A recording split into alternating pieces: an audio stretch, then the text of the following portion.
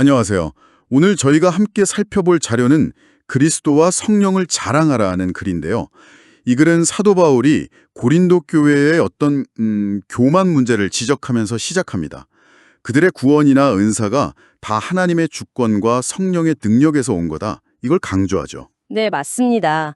바울 자신의 사역 방식을 통해서 또 진정한 복음 전도가 뭔지 그 본질을 보여주려고 하고요. 그래서 오늘은 바울이 왜 그 고린도 교인들의 교만을 지적했는지, 또 하나님의 선택 방식이 세상 기준이랑 어떻게 다른지, 그리고 뭘 정말 자랑해야 하는지 그걸 좀 깊이 파헤쳐 보려고 합니다. 네, 오늘 이 분석을 통해서 청취자 여러분께서도 중요한 통찰을 얻어가시면 좋겠습니다. 그럼 바로 한번 들어가 볼까요?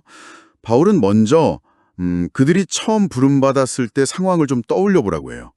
세상 기준으로 볼 때 뭐 지혜롭거나 능력 있거나 좋은 가문 출신 그런 사람이 많지 않았다는 거죠. 그렇죠. 참 아이러니한 게 교회는 분명 하나님의 능력으로 세워지고 풍성해졌는데 교인들은 오히려 그 은사들 때문에 그 풍요함 때문에 교만해진 거예요. 그래서 바울은 하나님께서 일부러 의도적으로 세상의 지혜로운 자들을 부끄럽게 하시려고 미련한 자들을 택하셨다. 이렇게 말합니다. 강한 자들을 부끄럽게 하려고 약한 자들을 택하셨다고요. 아, 일부러요? 네. 당시 지중해 문화가 자기 성취를 막 자랑하는 분위기였거든요. 하나님은 바로 그 세상적인 자랑, 그걸 무너뜨리려고 하신 거죠.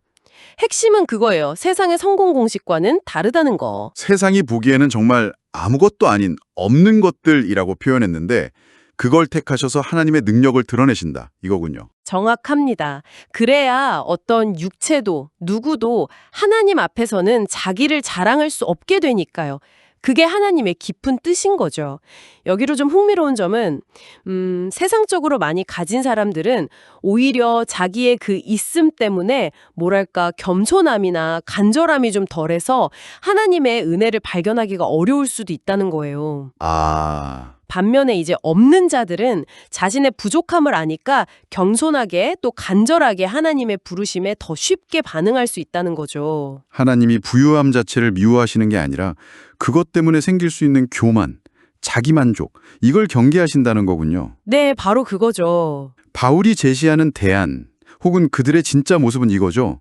고린도 교인들의 현재 모습, 그 존재 자체가 전적으로 하나님에게서 비롯됐다. 이렇게 선언하는 부분인데요. 너희는 하나님으로부터 나서 그리스도 예수 안에 있다. 이 말이 그 의미죠. 네, 맞아요. 그들의 존재 기반 자체가 하나님의 은혜라는 걸 강조하는 겁니다. 그리고 나서 예수님이 그들에게 어떤 분이 되셨는지 구체적으로 설명을 해요. 예수님이야말로 그들의 지혜, 또 위로움, 거룩함, 그리고 구원, 진짜 죄에서의 해방이 되셨다는 거죠. 와, 모든 것이네요. 네, 이 모든 게 다 그리스도를 통해서 주어진 거지 자기들 힘으로 얻은 게 아니라는 점을 아주 분명히 합니다. 아, 그래서 결론이 자랑하는 자는 주 안에서 자랑하라. 이렇게 나는군요. 그들이 내세우려던 인간적인 지혜나 말솜씨, 이런 건 아무것도 아니고 오직 예수님만 자랑해야 한다. 아주 강력한 메시지네요. 바울은 고린도 교인들의 그 교만을 꺾기 위해서 일부러 그들이 중요하게 여기던 인간적인 자랑거리들, 그걸 평가절하하고 있는 거예요. 여기서 그치지 않고 바울은 자기의 길을 예로 들어요. 자신의 사역 태도를 보여주면서요. 고린도에서 복음을 전할 때 자기는 예수 그리스도와 그가 십자가에 못 박히신 것 외에는 아무것도 알지 않기로 작정했다. 이렇게 말했다는 거죠. 이건 정말 당시로서는 엄청 파격적인 선언이었어요. 왜냐하면 십자가라는 게 유대인에게는 거리끼는 것이었고 헬라인들, 그러니까 그리스 사람들한테는 아주 미련하게 여겨졌거든요. 네, 그렇죠. 가장 치욕적인 형벌이었으니까요. 맞아요. 그런데도 바울은 오직 그 십자가에 달리신 예수님만을 전하기로 결심했다는 겁니다. 심지어 자기가 복음을 전할 때 약하고 두려워하고 심히 떨었다 이렇게 고백까지 해요. 이게 그냥 발표 불안 같은 게 아니라는 거죠. 네, 그런 차원이라기보다는 복음의 핵심인 그 십자가가 세상에 받아들여지기 얼마나 어려운 것인지를 아니까. 거기서 오는 어떤 영적인 싸움의 무게감, 그런 것 때문이었을 가능성이 높죠. 그리고 그의 설교는 뭐 화려한 언변이나 그런 것에 의존하지 않았다고요. 네, 설득력 있는 지혜의 말로 하지 않고 오직 성령의 능력의 나타남으로 했다고 강조하죠. 근데 여기서 청취자분들이 궁금해하실 수도 있을 것 같아요. 바울이 굉장히 똑똑한 사람이잖아요. 교육도 많이 받고. 근데 논리나 수사학을 전혀 사용 안 했다는 건지 그건 아니지 않을까요? 뜻은 아닐 거예요. 핵심은 그의 설교가 사람들을 진짜 변화시킨 근본적인 힘이 사람의 그 뛰어난 말솜씨나 논리에 있는 게 아니었다는 거죠.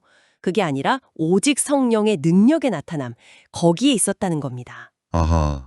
그러니까 인간의 설득력만으로는 누구도 진짜 믿음에는 이를 수 없다. 이런 확신이 있었던 거죠. 그럼 여기서 말하는 성령의 능력이라는 게 구체적으로 뭘까요? 뭐 기적이나 병고침 이런 건가요? 그런 것도 포함될 수 있지만 그게 전부는 아니에요.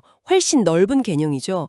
예를 들면 듣는 사람의 마음을 막 꿰뚫는 강력한 역사라든지 내적인 변화, 또 복음을 전하는 사람에게 주어지는 어떤 영적인 지혜나 담대함 이런 것까지 다 포함하는 거죠. 그렇군요. 결국 바울은 자기 사역의 모든 결과 또 사람들이 믿게 된 것은 자기 지식이나 언변 때문이 아니라 전적으로 성령께서 자기 말을 통해서 직접 역사하셨기 때문이다.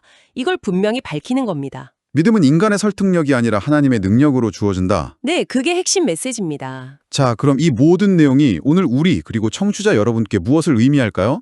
오늘 살펴본 바울의 주장은 우리가 지금 어디에 신뢰를 두고 살고 있는지 깊이 생각하게 만드는 것 같아요. 내 능력인가? 내 지위인가? 아니면 뭔가 다른 것인가? 네, 맞아요. 진정한 영적인 힘과 지식의 근원이 도대체 어디에 있느냐 이걸 다시 묻게 하죠.